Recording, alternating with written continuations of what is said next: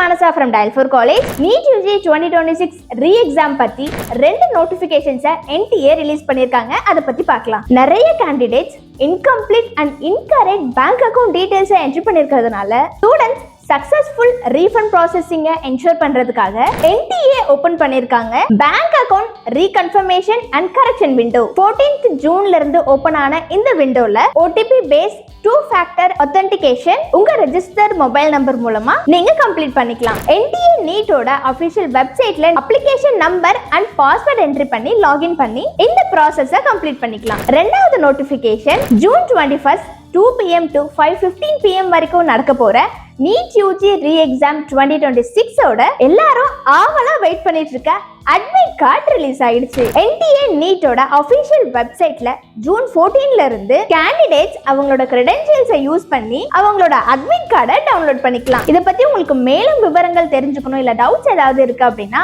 அவங்களோட அபிஷியல் வெப்சைட்ல கொடுத்திருக்க அப்டேட்டட் நோட்டிபிகேஷன்ஸை செக் பண்ணுங்க. இனி வரப்போற NEET UG 2026 ஓட லேட்டஸ்ட் அப்டேட்ஸ்க்கு எங்களோட சேனலை மறக்காம சப்ஸ்கிரைப் பண்ணிக்கோங்க.